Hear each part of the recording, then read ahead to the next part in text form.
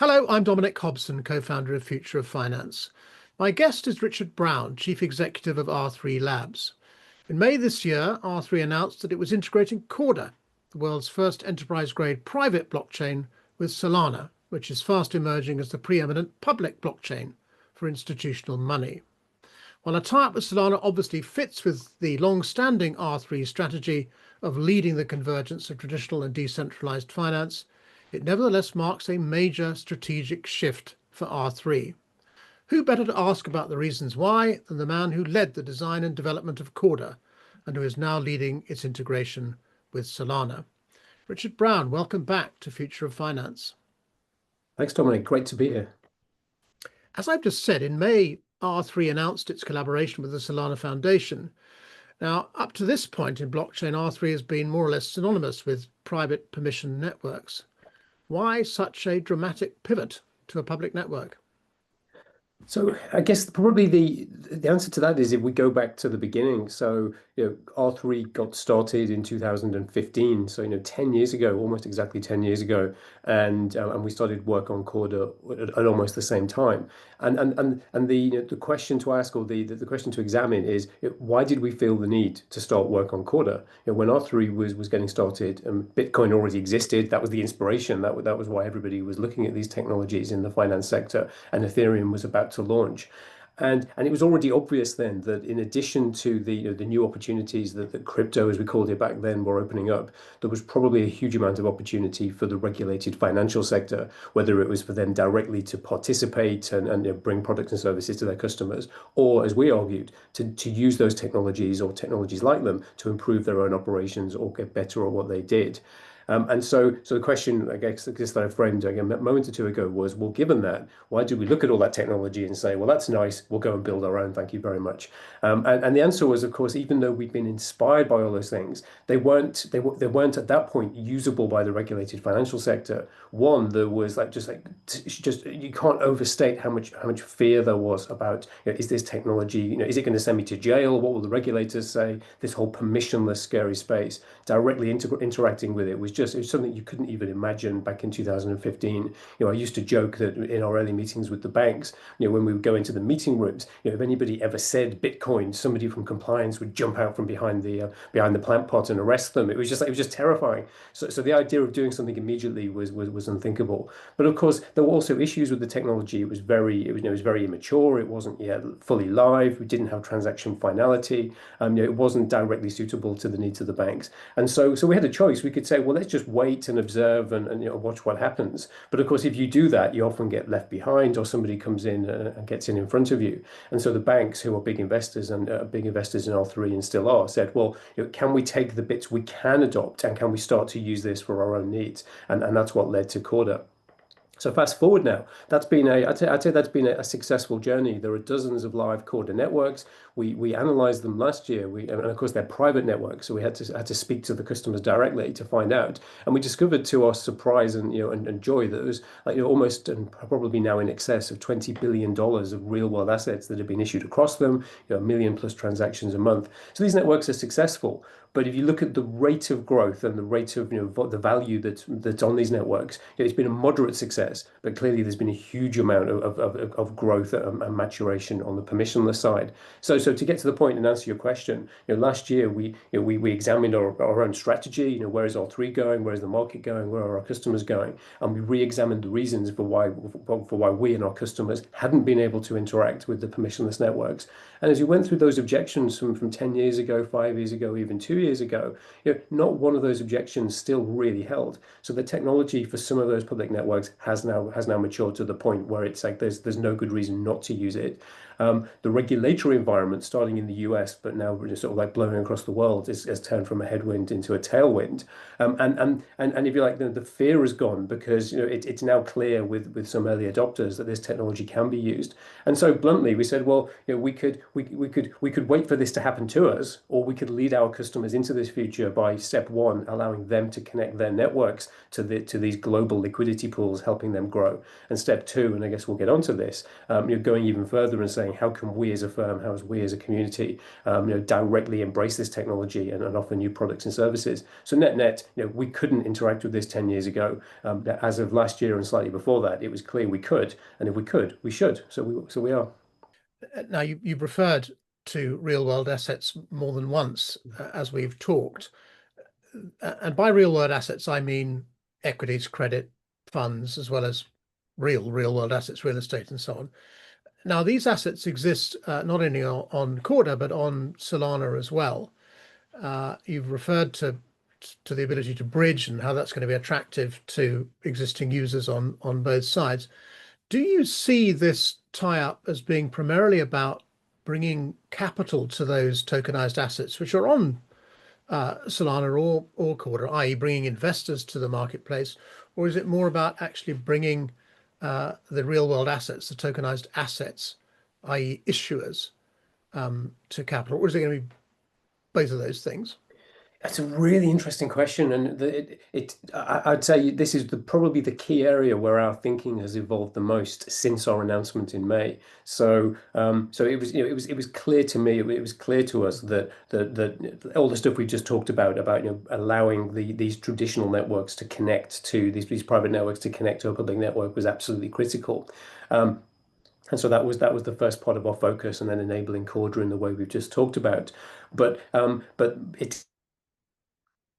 it's only since we've fully embraced and immersed ourselves in this community that I've really got a lot clearer in my own mind about how this real world asset wave could unfurl. So if I go back to May and some of my writings back then, my focus was almost exclusively on making it possible for assets on the private side to flow onto the public side. So it was all about the supply problem, if you like. How can we supply more assets onto public networks? And that is that is a problem we've solved both through the Corda integration and from direct tokenization services that we're already providing to some clients. So tokenize direct to Solana without going through Corda first.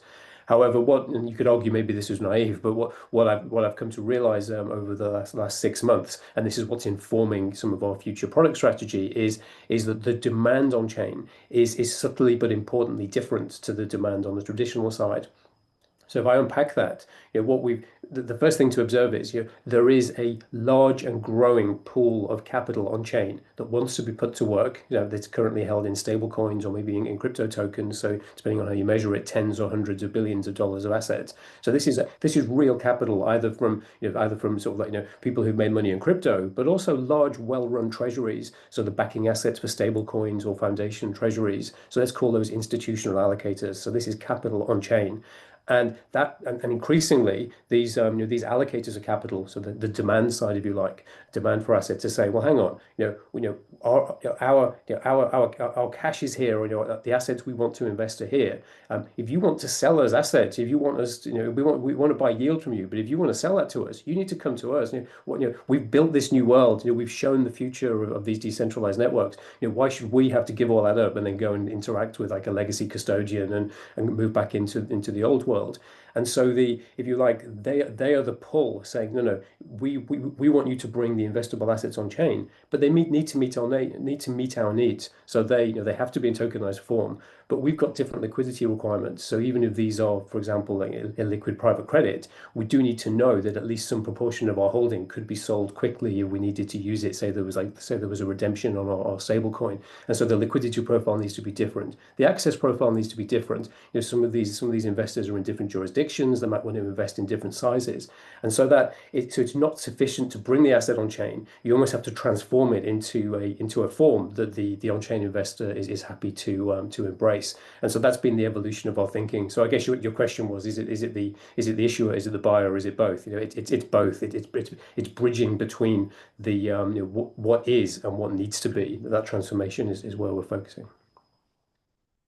Now it's time to ask the big E question.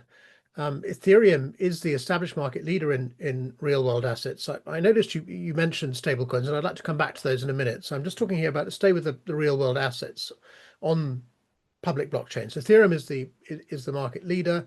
We've got the real pioneers of tokenization, the JP Morgans, the BlackRocks, the Franklin Temples. They're all using Ethereum. Now, some of those firms are also using Solana. already, but how hard is it going to be for Solana plus Corda to prize market share away from Ethereum? Yeah, I mean it's probably best picking up on a point you just made, which is some, if not most of those institutions are also on Solana. It's probably worth saying. I think the Solana community and the Solana Foundation in particular have done a great job even before we came along in bringing bringing those institutions to this world. But you're right, it is very different. So we probably should unpack Ethereum. So there is the Ethereum network with which everybody's familiar, and then there is, if you like, the Ethereum ecosystem, or let's call it the EVM ecosystem. So all the different networks, some connected, some separate, that run on the Ethereum virtual machine, and therefore use the same tools, the same programming language. A contract written for Ethereum can also run on an Ethereum L2, as they call it, or a separate Ethereum network. And so that is a large ecosystem with tools, developers, reusable code, and so forth. So it is formidable. But it also has so it has the advantage. It has that advantage, and that advantage is partly because it has first mover advantage. It came first. But as we've learned with Corda, because we were one of the first movers in the private space, going first also brings issues. You have to get a lot of stuff right to win, but you can never get everything right. So if we now look at the Ethereum community, there are some design decisions that aren't that weren't obviously wrong up front, but some design decisions that are causing problems. So for example, the core design of the EVM effectively means transactions have to be processed sequentially. So there's just a fundamental limit to how fast the core Ethereum network can go. There's a fundamental limit to its TPS. Hence why we see all these layer twos and all these different scaling solutions. And so when you're looking at this as an institution saying, you know what, I need to put a huge amount of volume through this, it's just not obvious how you would do that without lots of complexity and liquidity fragmentation, and all the rest. Plus, and it's no fault of the community, because those who go first are the pioneers. You look at how a contract's written in Ethereum, you've got to use the Solidity language. It's hard to get that right.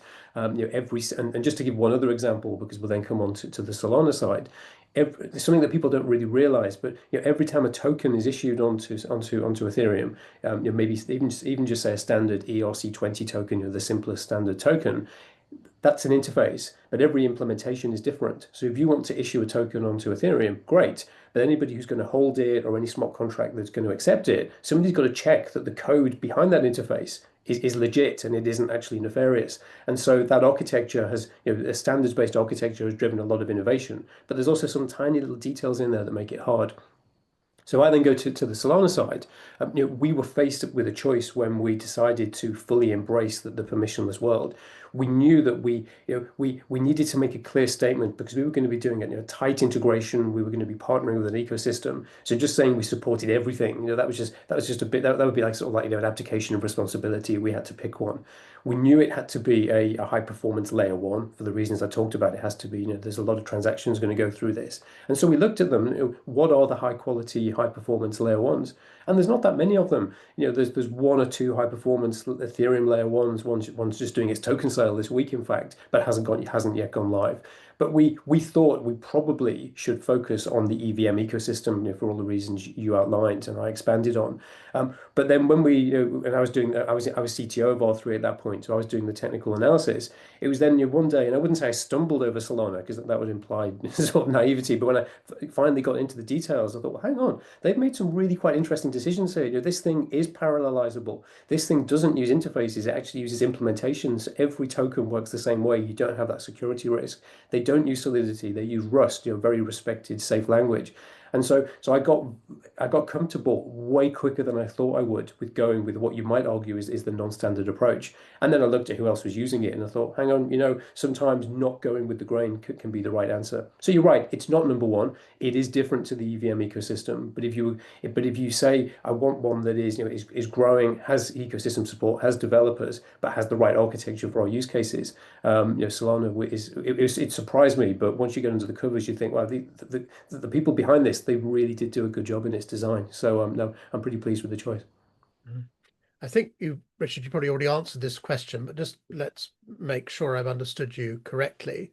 That the principal competitive advantage of Solana is this performance. It's the ability to accommodate these very high volumes, do it rapidly, and this you haven't mentioned, but do it at low cost too. But the problem for Ethereum is that it does this sequential processing. It relies on layer twos. It's slow. You didn't say this, but it probably becomes expensive as well. So the way in which Solana is achieving this performance, this high volume, rapid settlement, low cost, is because of the things you've mentioned, the parallel processing, the lack of interfaces and so on. Have I understood that correctly? My question is really, how is Solana achieving this performance, particularly doing it on a layer one without any reliance on layer twos? How are they doing it technically? Yeah, okay. So you're right. So if I were to expand on the some of the advantages and then go specifically into performance. So you're right. One of them is performance, and the flip side of that is low cost. I've talked about, if you like, say the safety and productivity side of things, because there's out of the box token implementations that don't need to be audited endlessly. There's then there's the programming model we've talked about, and there's a few other non-technical things that we might get to later.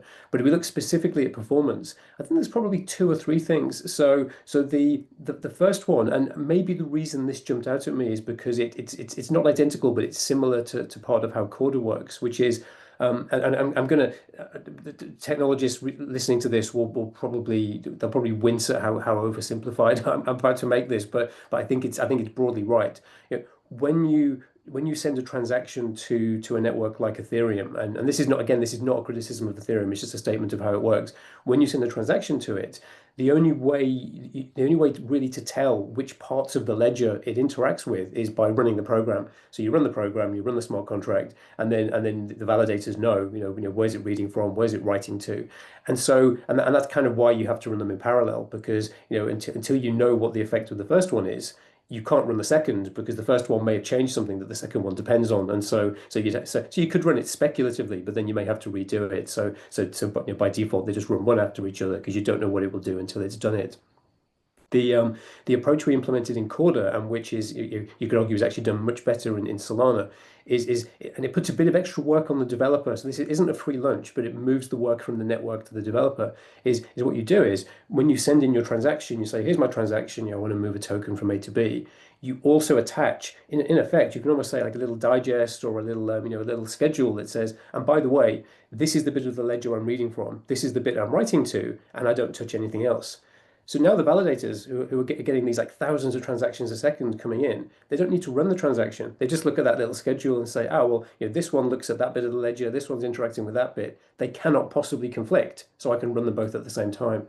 And so now with a modern hardware that can do 32, 64, 128 things in parallel, you can just completely parallelize it just by quickly looking at the schedule up front. And so that's just one example of how these things are able, how the network's able to run much faster. Two other quick examples, and I think this comes from the fact that the original designers of the Solana network, they weren't crypto people, they were telecoms engineers. They worked deep in telecom switches, where moving data at ultra high speeds, getting every last microsecond out of the latency was important. They did things like this. And again, this is also a problem for developers, because you've got to work within the constraint. But they said, okay, well, how is data moving around the network? Well, it moves across the network, across the internet, using TCP. Okay, well, how big is a TCP packet? What is the individual unit of data, the little packet of data that moves across the network and moves atomically, if you like, and it can hold about 1,200, 1,300 bytes. The exact number varies, but it's quite a small number. It's a kilobyte or so. But that can be moved without too much complexity. So they said, fine, that's big enough for anyone. That's how big a Solana transaction is. So any given Solana transaction can fit into a single network packet, and therefore can move at network speed. And there's lots of optimizations like that, where it's all about saying, we've got the thing working, now let's make it fast. And it's a kind of a joke, it's kind of a meme, but you go to any of their conferences, the only thing they ever talk about is this phrase IBRL, which they describe as increase the bandwidth of the network, IB, reduce the latency, RL, of the network. They're absolutely focused on throughput. It's not their only differentiator, but it is a really important one. Right, so it's actually an engineering feat. Yes. Yeah. Yeah. Anyway, Ethereum is one thing, but if we're going to move real world assets on chain, they have to be taken away from the traditional exchanges. Now, at the moment, those traditional exchanges are achieving pretty high levels of performance themselves. So how is Solana actually going to compete with the speed of execution, settlement, confirmation? And I'm talking here of time and cost, as always. of the best traditional electronic stock exchanges.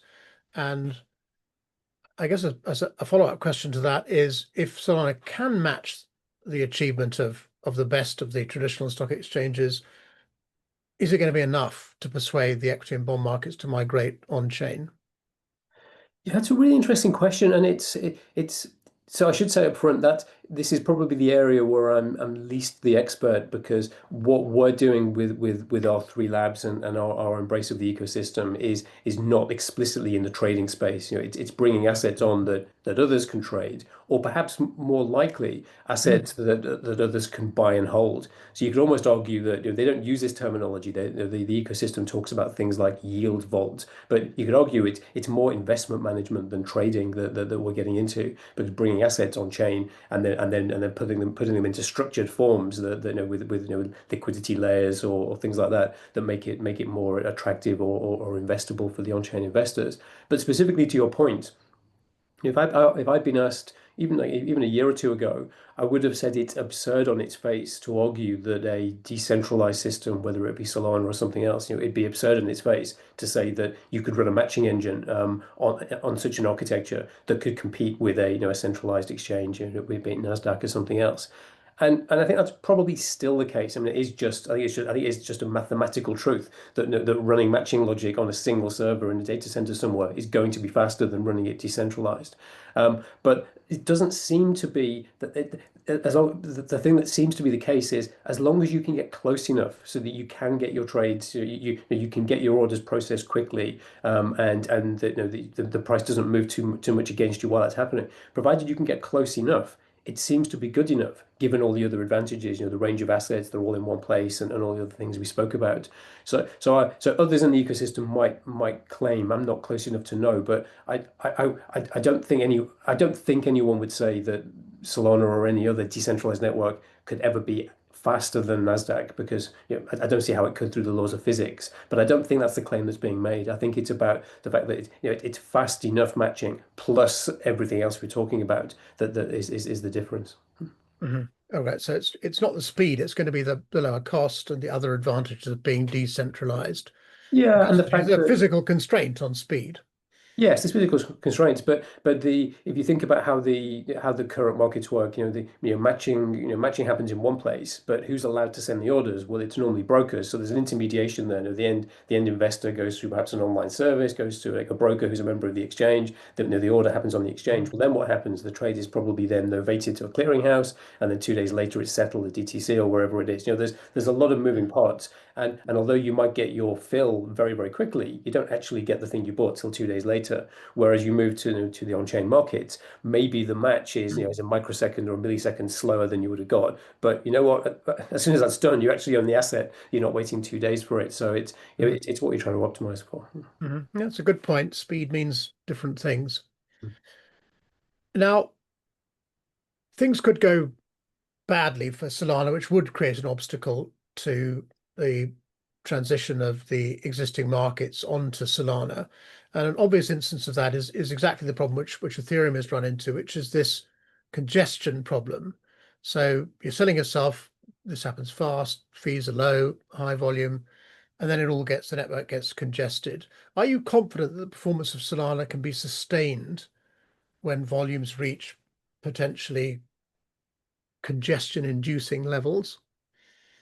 As confident as anyone can be. I mean, you don't want to you don't want to create a hostage to fortune. But if I give a few data points, so there was, I think it was at 10:10, there was a huge market dislocation a month or so ago. And as I record this, I can't actually remember the key thing that triggered it, but there was like a huge amount of I think it's a huge amount of liquidations. There was a huge amount of activity on chain. And you look at what happened on Solana, and you could barely tell it from the network stats. Fees went up a little bit, but they went from like ridiculously cheap to just slightly less ridiculously cheap. And so that suggested to me that even then the speed of the network wasn't hit. Clearly, there is a limit to everything. There's like, no matter how many transactions per second you can do, if somebody tries to process more than that, then however big a pipe is, there's always an amount of liquid that would exceed the capacity of that pipe. But so far, even on those really stressful days, it hasn't been an issue. And then the second data point, and I guess I go back to May when we announced, our embrace of this new direction, and we announced it at what's known as the Accelerate conference, which is a technical and business conference that Solana runs once a year. So I sat, so from when I wasn't presenting, I was sitting in the audience, and the thing that struck me is back to your engineering point. I sat through a lot of the technical presentations, and so you had like the lead engineers working on the protocol, working for some of the key infrastructure firms. And the thing that struck me was that it was like these people, they're clearly crypto believers. There's clearly this. There's, you're not going to be in this space if you're not if you don't have some belief that the decentralized future is the true one. But they were engineers first and foremost. I lost count of how many presentations were about, right, okay, we've analyzed the performance of this layer in the stack. We've realized there's this redundant code path. We've managed to save a millisecond here. There's a new consensus algorithm rolling out next year that would take another however many 100 milliseconds out. So there will always be a limit. But in terms of just like the focus of the community on saying this thing, back to that meme, we've got to increase the bandwidth, we've got to reduce the latency. And as long as we can stay ahead of growth in volumes, will be good. So never say never, but it's like there's a real engineering focus at the core of this that's really quite attractive. Mhm. Another point of vulnerability might be more complex transactions. There are obviously simple transactions, your A pays B, but then you've got transactions which are dependent on smart contracts to trigger events, to access data, and so on. Is the Solana performance going to be sustained across all types of transactions as well? I mean, so far it has. I mean, excuse me, so far it has. If we go back to the point I made a little bit earlier about the size of transactions, clearly this network is designed for, and it's almost like it's encouraging developers to build applications that are quick and simple. So so if you think about and what is a transaction? It's as I said, it's the digest that says or the manifest. This is the bit of the ledger I want to talk to, and then these are the programs I want to execute to sort of like issue a token, move it, do something else. It's optimized for very small transactions, kilobytes or so, but you can batch them, and there's support for bundling them. In fact, you can even bundle these transactions, but ensure that they're processed atomically. So you can do more complex ones, and some of the stuff we're bringing out takes advantage of that. I guess the question would be, if the complexity of the transaction or the complexity of the business logic doubled according to whatever metric you use, what does that mean for performance? And as far as I can figure out, it's a linear scaling relationship. So if the transaction or program is twice as complex, it takes twice as long. The thing you'd worry about would be if it's twice as complex, but it takes 4 times as long. So you've got like some non-linear relationship. That would be a problem. But I've not seen that yet. Mhm. You've referred a number of times to the engineers who are working at this, continually pushing the envelope in areas like time by making modest adjustments. Is what we're looking at, if we consider Solana versus Ethereum, that type of incremental change? This is engineers working at the boundaries, achieving better and better performance? Or is Solana based on something fundamentally different, a fundamentally different technical architecture from Ethereum? Or is it just a feat of better engineering? I think it's so. I don't want to say it's better engineering, because that would imply that A somehow layman's Ethereum term, got that, yeah. Richard. So that would imply that Sorry. somehow the engineering of Yeah. Ethereum is inferior, and it's just different. And of course we as part of the Solana ecosystem have the advantage of having looked at what others have done and then learned from that. But I think both things you say are correct. So one, there's I can't comment on whether the engineering is better, but there is a huge engineering focus. And part of this could also be because the community is large and decentralized, but it's not huge in terms of the number of people working on it. And so there's like it is possible for the various teams to communicate and coordinate, and it feels much more coherent. So although it is decentralized and there's no central leader, there's like it feels much more like there's a common purpose. So there's a lot more, let's say, everyone moving in the same direction. So that's definitely the case. But it's also the case, and I guess this is some of the stuff we talked about earlier. It is also the case that the architecture is fundamentally different. So, for example, the example we already gave of optimizing for small transactions, and making sure that the Solana architecture actually maps to the internet architecture, so that you don't end up with these like impedance mismatches. And then the key one, which it sounds so trivial, but it's the key unlock, because we discovered that with Corda as well, is is if you put this manifest in is to say these are the bits of the this is the bit of the ledger that my transaction touches, it makes it very easy to then parallelize those transactions because it's much easier just to sort of like sort those manifests into non-conflicting non-conflicting transactions rather than having to first run them all to see what they do. Yeah, that does make a big difference, and it is a fundamental architectural choice. Mhm. Solana first came to my attention during the as a coming force in this area during the meme coin boom a year or two ago. You've already mentioned that in the market adjustment which took place a few months ago that Solana was battle tested. Did its performance during the meme coin boom impress you as well? Was that a form of battle testing which told you something about the technical capabilities that lie behind Solana, which you found reassuring? Should we be glad that it played a big role in the meme coin boom, or should we be worried about that, I suppose? So it did impress me, but only retrospectively. So at the time, I was probably like many people, because of course I was still on the private permission side back then. So I was probably a bit unnecessarily sniffy about the whole space. Much to my shame. And so I was only looking at the meme coin revolution, let's call it, from a distance, and maybe NFTs before that. And I looked at it and thought, what? I was, as I said, quite dismissive. What is this nonsense? It had no relevance to my life, and it left me cold. And of course, as you said, Solana was associated with the meme coin revolution, and so that was part of our thinking. Because we thought we were taking a risk by not going with an EVM, not going with an Ethereum chain. Excuse me, we're not going with an Ethereum chain, so we got comfortable with that.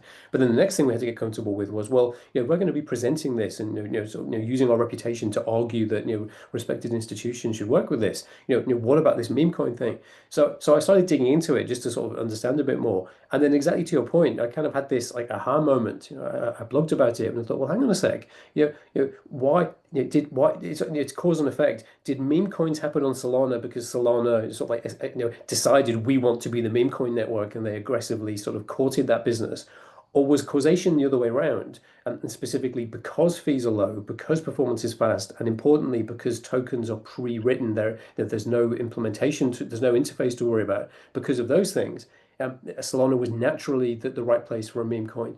So just to unpack that last point, let's imagine you or I wanted to issue like 1,000 meme coins to take advantage of some trend.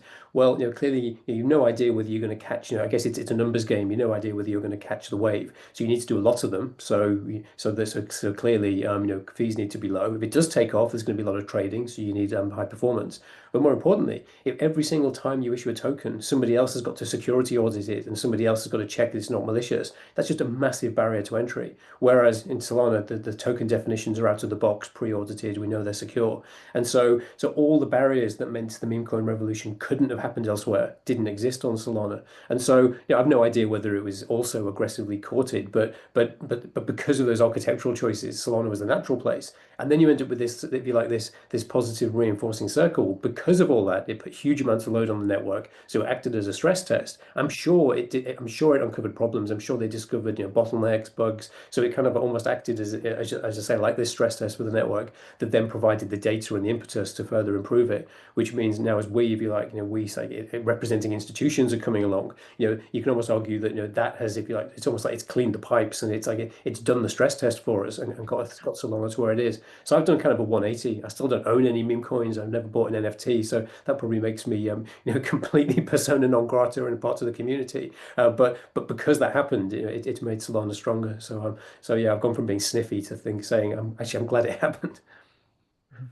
Now, less positively, Solana did have issues with downtime in the past. How did you get yourselves comfortable with the resilience, the security of the network?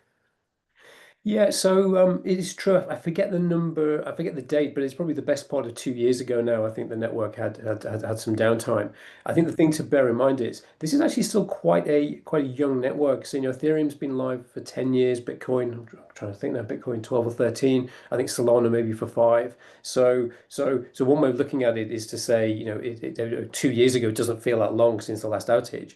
But the other way to look at it is, its last recorded outage was within 3 years of it going live. So you look at the first 3 years of Bitcoin, there's the hard fork. There was like, I remember because I was around in those days, there were a lot of things went wrong with Bitcoin in the early days. Similarly with Ethereum. And so, and also, like as an engineer, I think, there by the grace of God go I. I look at, first versions of Corda, other things we built where, things are never perfect when they first go live. So yeah, it's something I do get asked about. I think it's partly, I think it's one of, given that Solana positions itself as like as so focused on engineering, it is, if you like, it's something that its opponents can use to attack it because it it directly goes to that talking point.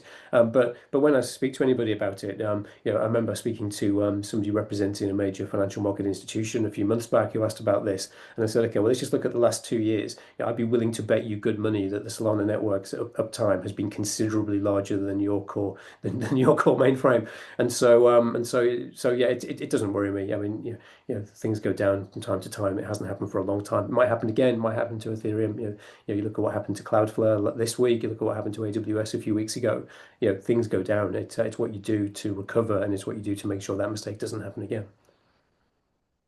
You mentioned Solana incorporating checks. You don't have to check the code of whatever you're going to receive to make sure it's legitimate. And I may be reading too much into your remarks, but it strikes me there's a potentially huge advantage here in that one of the downsides of private permission networks is that the onboarding process, those KYC, AML, CFT, sanctions checks all get retained and back in the analog paper-driven world. Now, is the relationship with Solana going to create the possibility? And I've noticed this Solana attestation service, which promises to automate that KYC process. Is there Solana going to deliver this nirvana, which I feel I've been talking about now, and I've been following this for the last 5 years or so. I've been talking about it all those 5 years of instant digital identification and transaction checks happening on chain. Because if that is the case, that will save hundreds of billions of dollars across the securities markets of the world. Is that a possibility implicit in the Solana arrangement with R3, or is that still something very far in the future? It's definitely possible. It's not a this year thing. It may not even be a next year thing. I mean, you're right. The Solana attestation service is super interesting. A stepping stone to that, I think, is and this is going to sound really quite small, but I think it is important. A stepping stone to that is, excuse me, is just a standard approach to permissioning. So if we look at you look at and by that I mean the following: if you look at a public network, Ethereum, Solana, whatever it might be, there are a huge number of tokens on those networks that are completely permissionless. You could, any ERC20 token, for example, on Solana, any SPL token as they call it any ERC20 on Ethereum or SPL token on Solana. Most of them anybody can buy, anybody can hold, and that, that's great. That's unlocked the decentralized finance ecosystem. Even stable coins, once you have one, you can send them to anybody else. Well, of course, everything's public, so they can still be monitored. But there are lots of situations where that's just not appropriate or not allowed, and the real world asset space, where we're focused, is one of them. If you're the issuer of a bond or the issuer of a private credit fund, you may not need. You could argue you do need to know who holds it, but even if you don't need to know who holds it, you may have rules that say, well, it has to be a non-US person, or it can only be somebody who's high net worth or whatever it is. So the underlying network does need to have some notion of permissioning. And what you see in a lot of networks is like every protocol, every token does it differently, which then makes it really hard for the services on the network, the decentralized exchanges or the lending markets. It makes it really hard for them to interact with that because who do you integrate with? It's just so complicated. Solana, and this is back to the standard token implementations. It's kind of amazing. They've only got 2 token implementations. So there's the very basic permissionless one that is used for all the just like the standard tokens, and then one they call extensions or token extensions, which allows you to say things like, and this is kind of the default way of using it. You say, right, whenever a token is issued by default, nobody can hold it. So it's almost like, everybody's wallet is painted black, nobody's allowed to use it. And then the issuer of the token can then go either programmatically or by looking at the attestation service, whatever it might be, on a case-by-case basis and say, right, these wallets, we're now going to paint them white. And then these wallets now can freely transact the token. There's no permissioning between them. It's just they're the only ones who can play. So you've almost got these walled gardens within the broader permissionless ecosystem. And of course, because that's a standard, you could then imagine we're not there yet, but you could imagine then the decentralized exchanges, the lending protocols, the yield vaults, and so forth. Say, okay, fine, we now understand that's the standard approach to permissioning, and so we'll just implement that, and now you can integrate the permissioned world with the permissionless. So I think there's a long way to go, but just every time, sometimes the more you look at something, the more you realize how clever it was. This idea of a standard token with a standard approach to allow listing, I think that's going to be a big thing next year. Kind of reverses the incentive as well. You have an incentive to make sure your wallet moves from black to white. Yes, So yes, you can invest in more things, which I think is exactly. probably the key to digital identities generally, is to put the onus away from the intermediaries, the institutions, and back onto the buy side, the investors, the individuals. Anyway, a personal Yeah, view. no, 100%. I mean, it's often a thing where sometimes, because I've talked a lot about engineering, but it's sometimes when a lot of things in life or business, when you have to bring like a sales and engineering and product mindset to something. So I know this is completely different, but when I was working on sort of digital currencies and central bank digital currencies, so this is like in a different world, a different life, and I was presenting to, I gave evidence at the House of Lords, for example. Something I kept trying to hammer home to everybody was, to get people to adopt something, whether it's in a digital ID or a CBDC, it's got to be aspirational. It's got to be something people want. So the first use case can't be sort of like food credit to something. It has to be something that the first iPhone was only owned by really rich people. To get something adopted, it has to be aspirational. And so you're right, giving people an incentive to get KYC because they can invest in more things. I think that's almost certainly the way to do it. Yeah, well, but we're getting towards the end of our time, but there's a couple of things I'd still like to ask, and I'm glad you brought up CBDCs. It reminds me that I promised to come back to stable coins. Now, these, unlike CBDCs, have been adopted for the very good reason that transactions on chain all have a cash leg, and stable coins have been fulfilling that role. Now, most stablecoins are currently on Ethereum, not on Solana, though, of course, the big ones, by which I mean Tether and Circle, USDT, USDC, Mhm. are, of course, on both. I don't know whether you've looked at the transaction volumes. I should have done so myself, but would you like to make a prediction about what the likely division of stablecoin activity is going to be between Ethereum and Solana? Just because this is the flavor of the month, stablecoins are booming right now. Everyone expects the market to get bigger. Maybe a better way of asking you that question is how important are stablecoins going to be to the success of your arrangement with Solana? So, well, I guess so hugely. I mean, so I guess irrespective of, even independent of what R3 Labs does, stablecoins clearly are, they're an amazing product with just the product market fit for them is immense. Even to the point where there are some banks, they haven't got much uptake yet, but there are some banks who've issued stablecoins very quietly, under MiCA or other regulations that are true permissionless stablecoins. So in the same way as Circle, if you want to issue some Circle, or you want to get some from Circle, you've got to KYC with them and all the rest of it, or KYC with Coinbase. But once you've got a stablecoin, it can move freely across the network. I won't name them because I think they're trying to keep it. Well, I don't know. I can't speak for them, but there are some banks who've issued stablecoins that work in that same permissionless way. So it's clear that there's market appetite for them. You asked about the amount of stablecoins on the network. I guess the thing we've got to distinguish between is what is the stock of stablecoins on any given network, and I think it's pretty big on Solana. It may not be as big as Ethereum, but it's pretty big. But of course, the stock's one thing, but the flow is the other. Just like how many transactions are being enabled, and I don't have it to hand, but the key metrics that people look at are, well, just how many transactions per second per day are these networks doing? Solana's doing vast amounts, and then if you like, it's almost like the revealed preference is, what are the fees being achieved by the network validators and the protocols on these chains. And notwithstanding the fact that Solana fees are ridiculously cheap, I think Solana repeatedly, month after month after month, collects more fees than pretty much any other network, maybe any other network combined. And so in terms of the reveal preference of people using these platforms, people are choosing to transact primarily on Solana. They're choosing to pay fees there, and even though they're really cheap, because they're doing so much activity, the aggregate value is higher. So I guess yeah, it's I'd look at stablecoin flows rather than stocks, and I'd look at fees that have been collected by the networks, because you don't pay a fee unless you pay a fee because you value the service you're getting in return, and the fees on Solana in aggregate are high, even though the value of any given fee is low. So that tells me something about the utility people are getting. Before I let you go, Richard, I'd like to ask you one final question, and it's a much grander, more forward-looking question than any we've talked about already.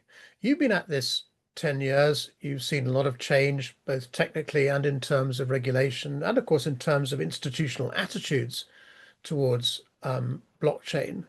Do you feel now that R3, Corda plus Solana, you're at last starting to see the future of the capital markets, probably still in embryo, but the beginning of a process of convergence, which has always been your strategy between TradFi and DeFi, and that the world in which issuers and issues and investors and executions, confirmation settlements, custody, asset servicing, all these things are going to start taking place on chain, probably between interoperating public blockchain networks. Do you feel we are now at the end of the beginning?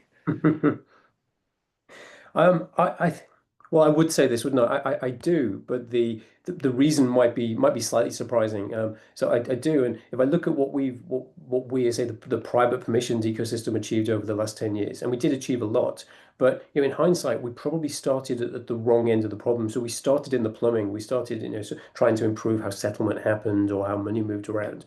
And you could argue that the analysis we missed, or maybe only in hindsight, the question we didn't ask was, well, what is all this here for? Why do custodians exist? Why do clearinghouses exist? Why even do exchanges exist? All this stuff. It's all built up over time. But fundamentally, there are people with assets who want to sell them, and there are people who want to buy them. Why they want to buy them? Well, primarily, leave aside sort of speculation and trading. They want to buy them because they want a return. The pension funds or whatever it is. And so fundamentally, if you zoom all the way out, it's like, how do we bring buyers to sellers, and how can we make sure the thing that the asset buyer wants to buy is in the right format and is accessible to them? So the reason why I think we're at the end of the beginning is, if I now look at where we are on the permissionless side, finally a lot of the necessary infrastructure is being built. But the thing that's really taking off, and I guess the thing that we're really focused on, we'll be making announcements about this next month, that is with R3's own protocol, is this concept of the yield vault. And the yield vault is, you could argue, it's just another name for an investment fund. It's almost like another name for just like an on-chain mutual fund. It is a box on chain that can own assets, either other on-chain assets or real-world assets, and then issues shares against them. So you can think of it as almost like an automated SPV, an automated mutual fund. These things now exist. There's a lot of work needed to make them more robust. But you can almost argue, well, that's the key primitive. If I've got cash on chain I want to invest, okay, I need to send it somewhere, and then that thing needs to manage my money and give me some representation of ownership. That thing needs to sort of, if a bond matures, it needs to roll it over. If I need to sell quickly, maybe it needs to quote me a price that's below the current market price to manage liquidity, whatever it is. If that yield vault is, if you like, is the key primitive that is like, there's the best analog of the mutual fund or any off-chain thing like that. And you think, okay, fine, that's where the market's now alighting. That's where R3 is focused. Clearly, we're focused because we can provide the assets that sit in them, but the mutual fund is what transforms them into something that the buyers want. And you think, okay, well, fine. Now we're talking. Now we're at the head rather than the tail of the dog. This is where the buyers and sellers meet, with real money rather than on the exchange side. And it's now where we're looking at this. It's what's growing on the DeFi side. And we're no longer looking at the meta layer of, okay, well, are we fixing the plumbing of the clearinghouses? No, that's a problem that exists. because of something upstream. So let's solve the upstream problem first, which is, getting things that buyers want to buy that are meet their needs and are safe and are reliable. And that safety thing is critical because some of those things went very badly wrong over the last few weeks. So there's opportunity to do better. That's a great metaphor to end on. We're no longer waiting for the tail to wag the dog. We're waiting for the dog to use its head to lead us into this great future. Richard Brown, Chief Executive of R3 Labs, thank you very much for sharing your time and your insights with the members of Futures of Finance. Thank you, Dominic.